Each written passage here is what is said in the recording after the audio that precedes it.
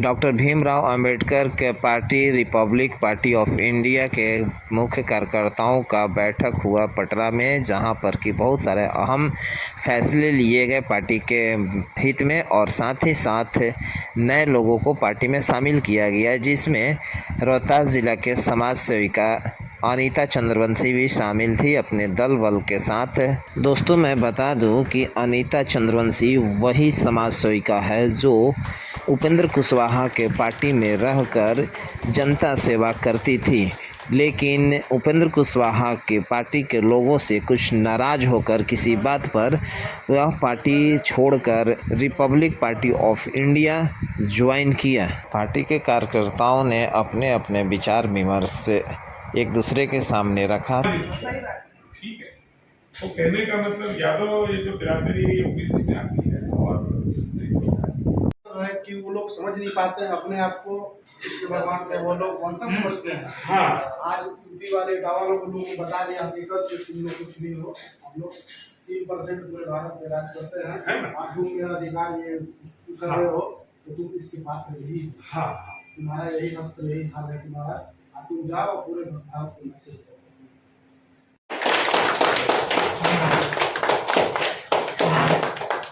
Thank you.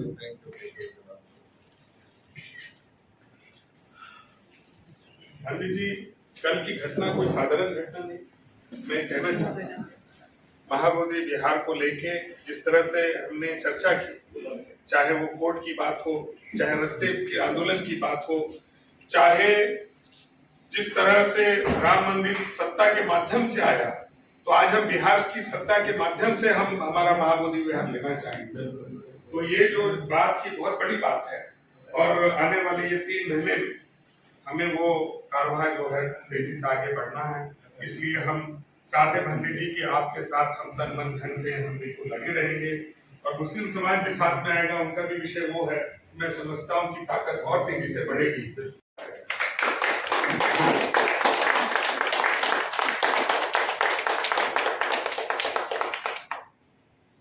साथियों, मैं एक बात कहना चाहता हूँ, सत्यशोधक समाज की निर्मित महात्मा ज्योतिबा फुले जी ने की थी, ताकि जो ओबीसी समाज जो है, हमारे सर्वोत्तम भी ओबीसी समाज से आते हैं, भारती जी भी हमारे ओबीसी समाज से।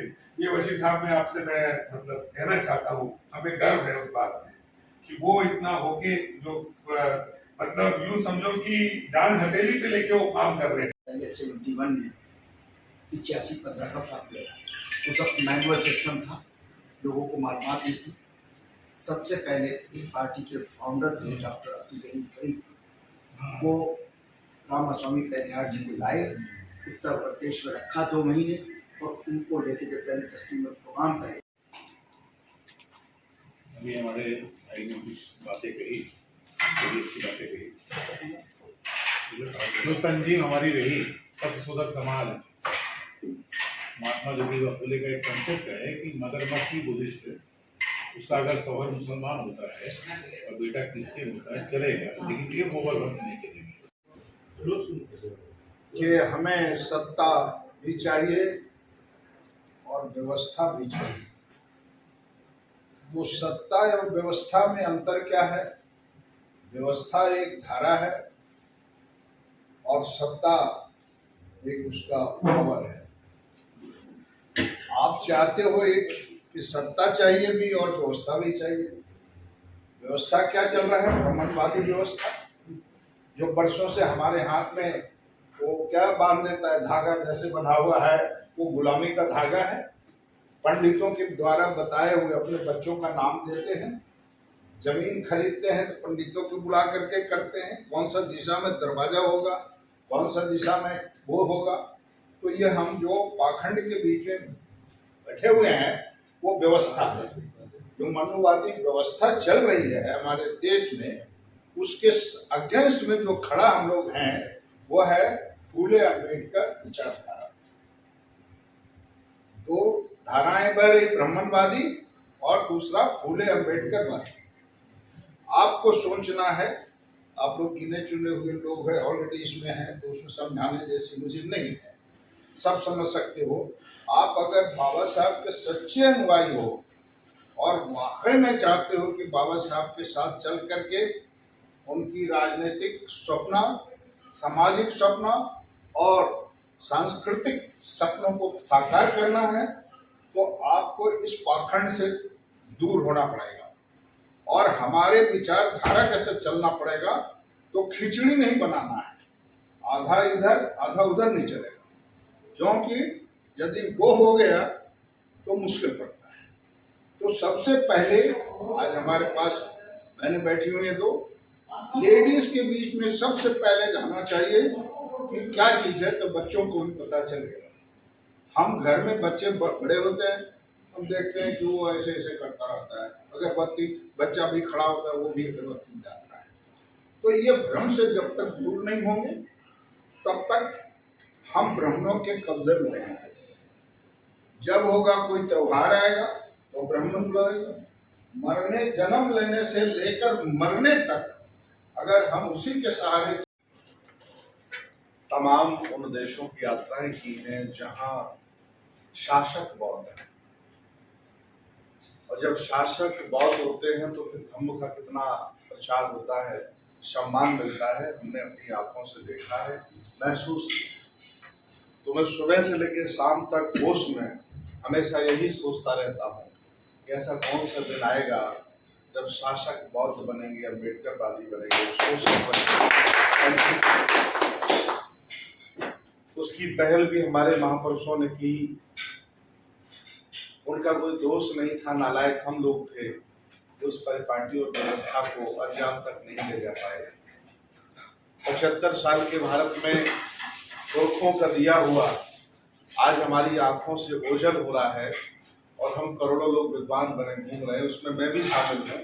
हम कुछ कर नहीं पा रहे। ऐसी छटपटाहट में मैं दूसरों को दोष देने की बजाय खुद में ही सुधार की गुंजाइश महसूस करता हूँ। किराया, आलोचनाएं, कमियां बहुत कुछ नहीं देती हैं, हमें उतना ही मिलता है जितना हम काबिल होते हैं। एक बार एक व्यक्ति ने कहा बुद्ध से कि मैं गरीब क्यों हूं? तो भगवान बुद्ध के शब्द थे कि पात्रता आपने अपनी महसूस की करना, जितना पात्र उसमें उतना ही आता है। तो कभी कभी मुझे लगता है कि एससी ओबीसी के लोगों के पास शासक बनने का कोई हुनर ही नहीं। ये लोकतांत्रिक है नहीं, जम जाते हैं, बैठ जाते हैं, किसी योग्य व्यक्ति को सम्मान नहीं देना चाहते हैं। और 75 साल में यही हुआ।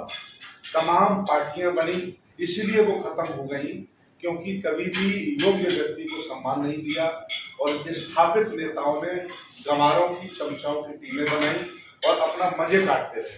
लगभग भारत में आज भी यही, जिसे हम बहुजन समाज कहते हैं, शोषित समाज कहते हैं, उसके जितने भी स्थापित नेता हैं उनके आपको ज्ञान की बात करिएगा दोबारा एंट्री नहीं मिलेगी। और आप पैर छुइएगा, चापलूसी करिएगा, हमें हम मिलाइएगा तो आपको कौन नेताजी का आ जाएगा। आज कहाँ आए नहीं, बहुत दिन हो गए आप। तो ये जो मेंटेलिटी बन गई, स्थापित हो गई है, ये बहुत बड़ा नुकसान कर रही है। बेशक हम सब यहाँ के शासक हैं, पुरखे हमारे शासक हैं। 1250 साल आपने यहाँ शासन किया है। ओबीसी की जातियां, शेड्यूल कास्ट की जातियां, शेड्यूल ट्राइब, जहाँ तकलीफ होगा हमें फोन करिए। हाँ, उसके बाद हमारी अनिता बहन, ये हमारी वुमेन्स विंग की प्रेसिडेंट है जिला रोहतास। अरे जी के हाथ से स्वागत है। आइए मेहनत करो, हम लोग रोहतास बनाते हैं। ठीक है, थैंक यू। इसके बाद जो है